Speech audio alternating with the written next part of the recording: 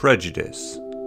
We all have some to one degree or another. One of mine was against all-inclusive resorts. Now, I've done cruises before, and that is an awful lot like an all-inclusive resort, but I always made sure to get off the boat whenever possible, seeing Mayan ruins at Tulum, zip-lining in Jamaica, or even walking the streets of Ensenada. Now, not all of these are cultural experiences at their base, but it can be when you ask questions and show an eagerness to know more about the locality and the people. It wasn't until January 2020 that I actually took up the opportunity to have an all-inclusive resort vacation. Our friends Michelle and Andrew suggested Bethany and I join them on a short winter escape. Thus started my discovery of why people enjoy the all-inclusive.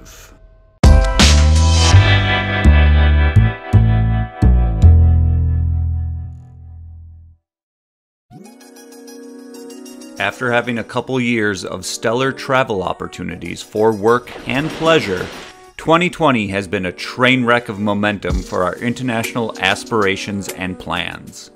With the United States plowing through its first and second wave, straight into a third wave, with no relief in between, I'm fairly certain we won't have many opportunities to travel abroad until 2022.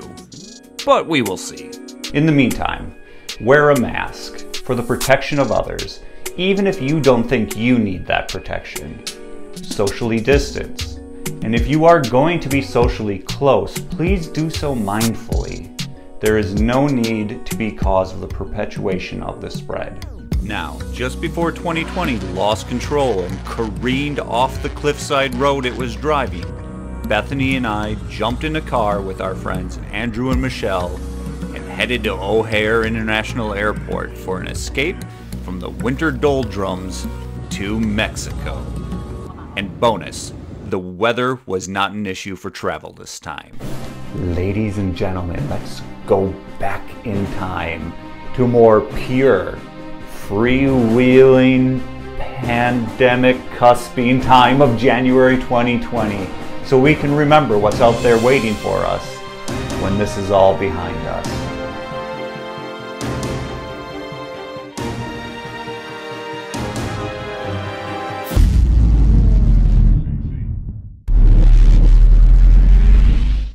Welcome to Mexico, Puerto Aventuras, and the Catalonia Riviera Maya. 4 pools, 2 buffets, 6 restaurants, 8 bars, 4 snack stands, a spa for even more relaxation, tons of activities, and nightly staged shows. Not all options are available to all guests, though. There are tiered customer service levels. While most everything is available to the standard guests, privilege level guests and above have an exclusive pool, bar, restaurant, and certain services. Privileged romance level guests get a free 30-minute couples massage, sparkling wine and chocolate, and a private dinner for 2 on the beach. And then there's exclusive traveler guests.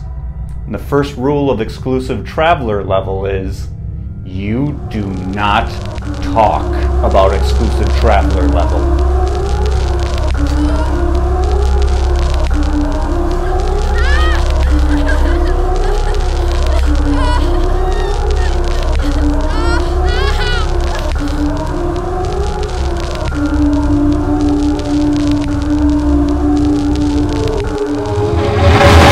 Take my advice and pay a little extra for the privileged guest access. It is well worth it. And if you can swing the privileged suite, even better. I mean, look at this swanky room. A privileged suite gets you a large bathroom, sitting room, a large bedroom, and a patio with a built-in tub to cool you off whenever you want. Depending on when you arrive to the Catalonia Riviera Maya, you'll probably want to do one of the following: dining, drinking, or diving? So let's start with diving. which you totally should not do. Those pools are not deep enough, but you know, why care about safety when alliteration is more important?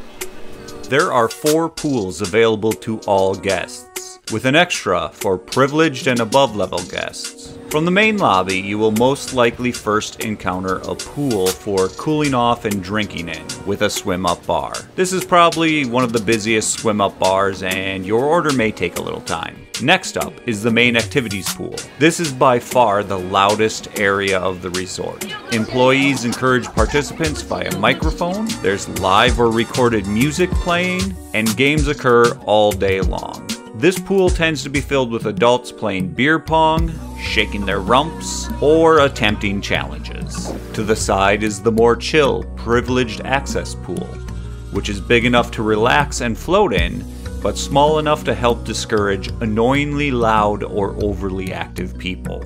On the other side of the resort, the Catalonia Yucatan Beach area has a volleyball net pool, and a large pool with multiple levels and a stone bridge. There is a shallow area gated off from the rest of the pool for small children, a slightly deeper section that would be good for children guided by an adult, and of course, the swim-up bar. Next up, drinking.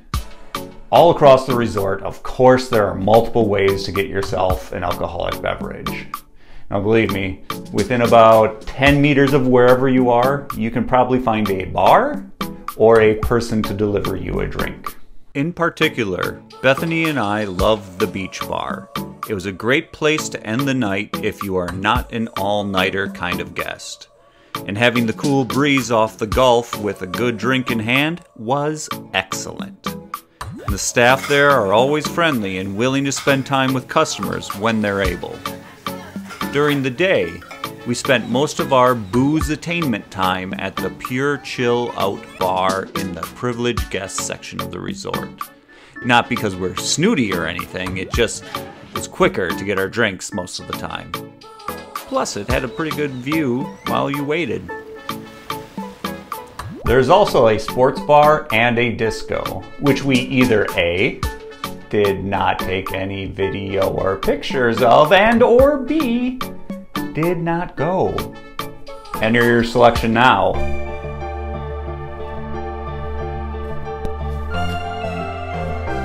A. We totally forgot to take any pictures or videos during the time in the sports bar. Well, I guess we were just too busy sort of watching the Packer game with other fans. They lost. But also B, we didn't go to the disco. Now before we talk about dining, we would like to let you know a little bit about the beasts wandering the resort. A creature that we refer to as scampers. These little guys are actually called Sericae. Most guests find them cute and unique, but you can tell the locals don't agree with the foreigners. They are found all over the resort and have become very used to people. But with all wild animals, do not treat them like they are domesticated. On to dining. One impression that I get from all-inclusive resorts is that they put their food towards the front of their advertising. So that must mean that people choose where they want to stay based off of that quite often. But I get it. If you're going to stay a week or so at one of these places, it would really suck to not enjoy your dining experience while you're there. At the Catalonia Riviera Maya, you will need to make reservations for their restaurants. This was good and bad for us. It was good because you know when to show up and can be seated nearly immediately, but bad because you need to do it as soon as possible. Literally, as soon as the resort allows you to make reservations for dining, make them. We could not get into every restaurant we wanted during our stay, and we almost immediately sat down to make reservations after settling in. So I can't tell you about every option, but I can give you a good idea of what to expect. First, the buffet. When I went online to see reviews, I noticed that a lot of people complained that the buffet food was cold here. When we ate at the buffet, that was not the case. The specialty meal counters had longer lines for the extra tasty stuff, but you never really had to wait too long, even for that. And on our first night, they had mariachi. Oye, ¿cómo va? Te digo, bueno, pa' gozar. Mulata, oye, ¿cómo va? Te digo, bueno, pa' gozar. Mulata. Night 2, we ate at Beloved Lounge and Restaurant. This is an exclusive restaurant for privileged guests and above. It feels fancy, but the staff makes you feel welcome even if you don't feel fancy. Night 3, we ate at the Tapas restaurant. It has an open-air rooftop vibe, and everyone was approachable and friendly around us, staff and other vacationers. We had a lot of good conversations over food with strangers that night. Night 4, we ate at Bella Vista, the Italian restaurant. There was a nice high ceiling in the restaurant and beautiful air conditioning. Again, the food was great and we had a good time just being silly. Also, Beloved for breakfast is highly recommended for privileged guests and above. No need for a reservation here, and it's a fancier breakfast than you would find at the buffet. Not that we didn't like the buffet for breakfast, it was very good. But this was just something a little different. Once you have your diving, drinking, and dining taken care of, you gotta go for the next D. The dangerous undertake? That's not true, no. There's no good alliteration for adventure at this point. You're gonna wanna go out and do something adventurous. Not dangerous, adventurous. Guests at the Catalonia Riviera Maya can borrow kayaks and paddle around an area protected from the waves of the Gulf, or borrow snorkel gear. I always take up an opportunity to snorkel, even if not optimal conditions. And the day Andrew and I got in the water, that current pulled us around quite a bit. Another online review commonality I saw for the resort was people reporting lackluster snorkeling and beach area. Now, the water in the beach area is filled with a lot of rocks, and that might not be great for bare feet. And the snorkeling, I mean the fish and sea life in this area, may not be as exciting as coral reefs offshore somewhere. But a Wisconsin guy like me is not going to pass up any warm, saltwater snorkeling opportunity when presented. He'll take it happily. Uphill. Both ways. That sounds dirty now. The adventure doesn't stop at the resort either. This resort is part of a gated community called Puerto Aventuras. And because of this, you can feel safe to travel on foot, bike, or golf cart around the local area. You will find marinas, other resorts, a golf course, shopping, food, better beaches, sea animals, and a Mayan temple. So there's many possibilities of things to do in such a small area just off the resort. We didn't care about shopping, that's not our thing. But we tried out another beach, and it definitely had a better sandy bottom. If you want to have a good swim with friends and family, this is the place to check out. In the middle of town, you can catch views of dolphins, sea lions, and manatees up close. But it's a shame that these are wild animals confined to pools far smaller than their natural habitat. And we understand the need for education, conservation, and rehabilitation, but this does not reflect that kind of activity. And because of this, we cannot encourage viewers to take part in these kinds of exploitative activities. Wait a minute, you may be asking, didn't you mention a Mayan temple? Yes, I did.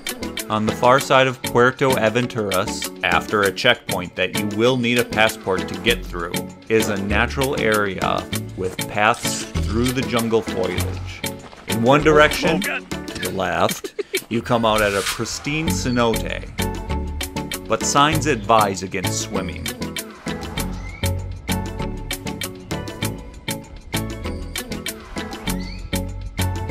The other direction, to the right, takes you out to a beautiful bay and a Mayan temple. Now, locals tell stories of people getting sick from entering the temple, that the spirits or energies surrounding the place can curse you if you trespass. It doesn't matter what you believe. Just respect the temple and view it from a distance. Make sure it remains untouched and available to anyone wanting a brief bit of history up close. This is so unique and special to be right there and available to everyone. Please help preserve it if you seek it out.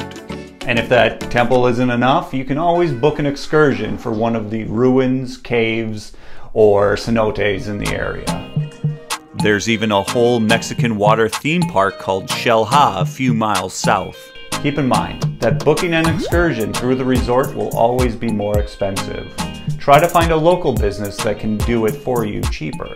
Just make sure that you read the reviews and get a good quality vendor.